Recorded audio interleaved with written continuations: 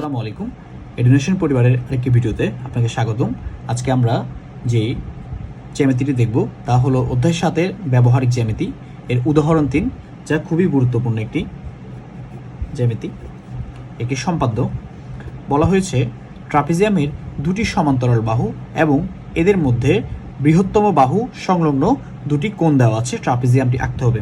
Trapezium বলতে আমরা এক বিশেষ ধরনের চতুর্ভুজকেই বুঝে থাকি, যেখানে যে কোনো দুটি বিপরীত বাহু পরস্পর সমান্তরাল হয়ে থাকে, অর্থাৎ সর্বদা সমান দূরত্ব বজায় থাকে।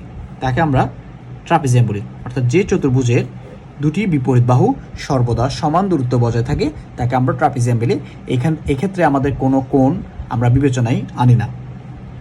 একটি ট্রাপিজিয়াম দেখতে এমনও হতে পারে, ট্রাপিজিয়ামটি দেখতে এমনও হতে পারে।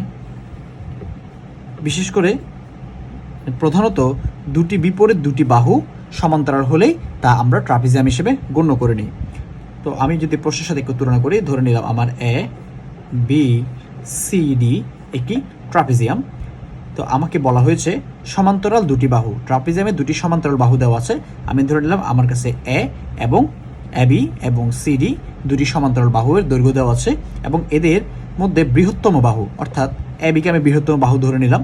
বৃহত্তম বাহুর সংলগ্ন দুটি কোণ, অর্থাৎ বৃহত্তম বাহুর সাথে লাগানো দুটি কোণ, অর্থাৎ ধরে নিলাম কোণ এ এবং কোণ বি আমার কাছে দেওয়া আছে এবং ট্রাপিজিয়ামটি আঁকতে হবে। তাহলে আমরা চিত্রের তথ্য অনুযায়ী আগে চিত্রগুলো নিয়ে নিই, পরিমাপগুলো, এবং সেই হিসেবে আমরা মূল চিত্রে চলে যাব। প্রথমে আমরা দুটি সমান্তরাল বাহুকে এঁকে নিই। ধরে নিলাম এটি আমার ক্ষুদ্রতম বাহু,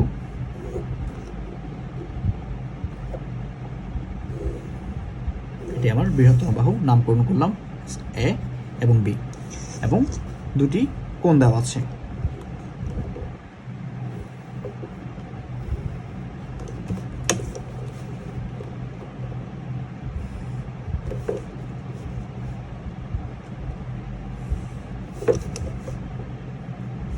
ধরে নিলাম এক্স এবং ওয়াই দুটি বৃহত্তর বাহু সংলগ্ন কোণ।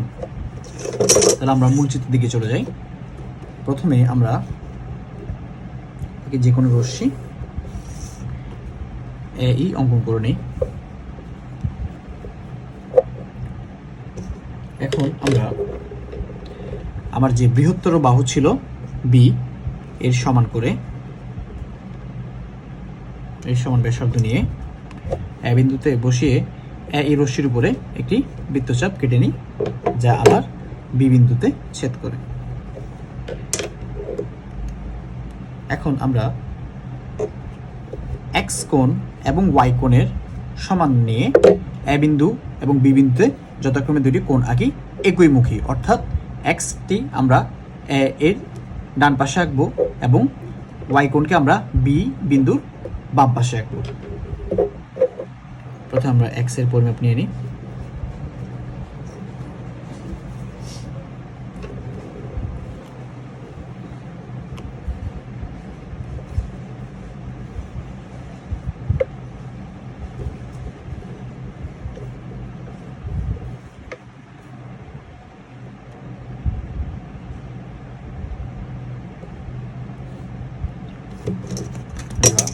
এক্স এর সমান করে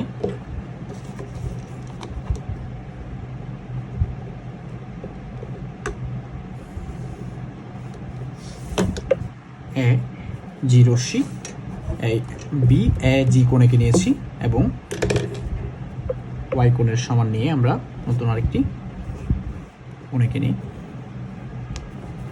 বি বিন্দুর বাম পাশে।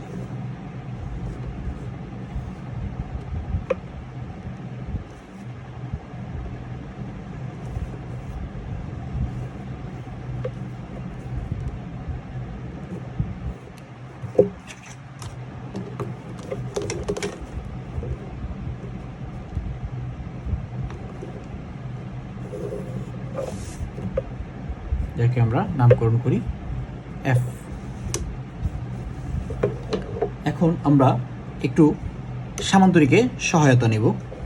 সামান্তরিক বলতে আমরা কি জানি, যে চতুর্ভুজের বিপরীত বাহুগুলো সমান এবং সমান্তরাল। এখানে আমরা এই সামান্তরিকের কিছুটা সাহায্য নেব, কারণ আমার বিপরীত দিকে যে বাহু আছে তা কতটুকু উচ্চতায় আমরা আঁকবো সেই উচ্চতা আমাকে উল্লেখ করা নেই। তাই আমরা অনুরূপ কোণ এবং একান্তর কোণের সহায়তা নিয়ে এই চিত্রটি অঙ্কন করব। অনুরূপ কোণ এবং একান্তর কোণ যদি আমরা একটু বিবেচনা করি, আমরা জানি যখন কোনো সমান্তরাল রেখা যুগলকে একটি নির্দিষ্ট ছেদক ছেদ করে থাকে তখন এখানে বিশেষ কিছু কোণ উৎপন্ন হয়। আমরা যদি একটু শর্টকাট চিন্তা করি তাহলে এখানে যদি আমরা জেড আকৃতি কোণ বিবেচনা করে থাকি, অর্থাৎ তারা হলো একান্তর কোণ, পরস্পরের একান্তর কোণ। যেমন আমি এখানে দুটি সমান্তরাল বাহু ধরে নিলাম এম এন এবং আর এস, দুটি সমান্তরাল বাহু বিবেচনা করি এবং তাদের ছেদক ধরে নিলাম ও কিউ। যেহেতু এম এন ও আর এস পরস্পর সমান্তরাল এবং ও কিউ তাদের ছেদক, তাই এখানে যে জেড আকৃতির কোণ উৎপন্ন আমরা পাচ্ছি তাদেরকে আমরা পরস্পরের একান্তর কোণ বলবো। ও আরেকটি বিশেষ ধরনের কোণ রয়েছে যাদেরকে আমরা কি বলা হয়, অনুরূপ কোণ বলে থাকি। এবং এখানে যে এফ আকৃতিতে যে কোণ উৎপন্ন হয়ে থাকে তাদেরকে পরস্পরের অনুরূপ কোণ বলা হয়ে থাকে। যেমন এন ও ধরে নিলাম এটি আমার পরস্পরকে এ ও বি বিন্দু যদি ছেদ করে দেওয়া থাকে তাহলে এন এ বি এবং এস বি কিউ হলো পরস্পরের অনুরূপ কোণ, আর M A B O A B S হলো পরস্পরের একান্তর কোণ। এখন আমরা এর সাহায্য নিব। তাই আমাকে যে ছোট যে বাহু ছিল সমান্তরাল তার সমান ব্যাসার্ধ নিয়ে এ বিন্দুতে বসিয়ে পুনরায় এই রশ্মির উপরে নতুন একটি দাগ কেটে নিই, যা আমার ধরি এইচ বিন্দুতে ছেদ করেছে। এখন এই এইচ বিন্দুতে আমরা পুনরায় এক্স কোণকে অঙ্কন করব।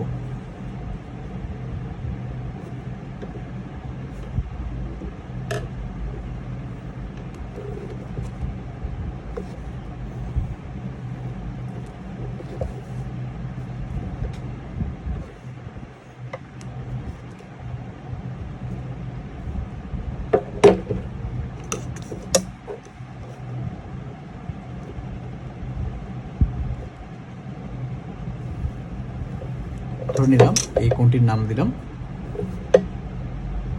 আই, বি এইচ আই, যা এক্স কোণের সমান এবং যা বি এফ রশ্মিকে সি বিন্দুতে ছেদ করেছে। এখন আমরা সি বিন্দুতে সি এফ রেখার উপরে ওয়াই কোণের সমান করে একটি কোণ অঙ্কন করব।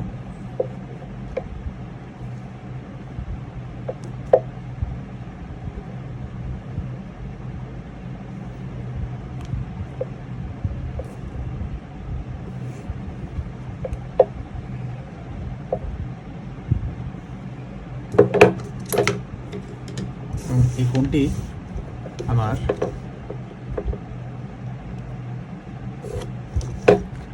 এডি রশ্মিকে ডি বিন্দুতে ছেদ করে, এদিকে নাম দিলাম জে। এখানে আমার নির্ণেয় এ বি সি ডি হলো নির্ণেয় ট্রাপিজিয়াম। এক্ষেত্রে আমি যদি একটু আবার চিন্তা করে দেখি, আমি যে বলেছিলাম এখানে একান্তর কোণ এবং অনুরূপ কোণের একটি ব্যবহার রয়েছে। আমরা এখানে দেখি বিশেষ করে আমরা এখানে অনুরূপ কোণকে ব্যবহার করেছি। যেমন আমরা যদি দেখি এ ডি এবং এইচ সি হলো আমাদের সমান্তরাল। কিভাবে? আমরা যদি চিন্তা করে থাকি এ জি এবং এইচ আই, যেহেতু আমরা এক্স কোণের সমান করে নিয়েছি তাই অবশ্যই এখানে এবং এখানে এই যে এ কোণ এবং এইচ কোণ পরস্পর সমান এবং এ ই হলো তাদের ছেদক এবং তারা পরস্পর সমান এবং সমান নয়, কোণদ্বয় যেহেতু সমান তাই তারা সমান্তরাল, অর্থাৎ এখানে একটি এফ আকৃতি সৃষ্টি হয়েছে। যেমন দেখি ডি এইচ সি এবং ই এর মাঝখানে একটা এফ কোণ সৃষ্টি হয়েছে, যা আমার অনুরূপ কোণকে নির্দেশ করে।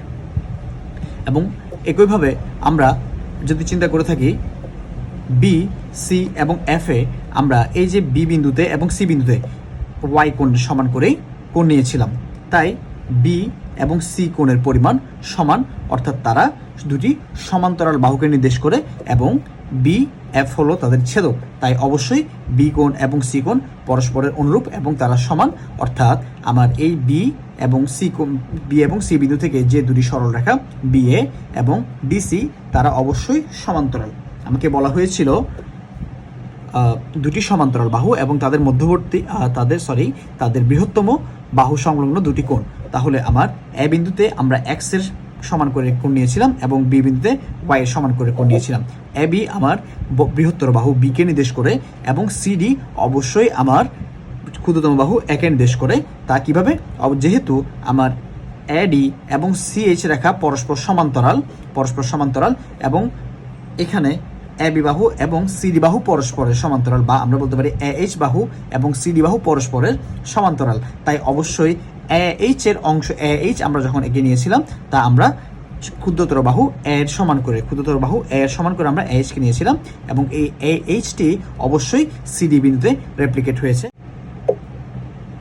এখানে আমার এইচ এবং সিডি অবশ্যই সমান এবং সমান্তরাল, তাই নির্ণয় এ বি সিডি হলো ট্রাপিজিয়াম। ধন্যবাদ।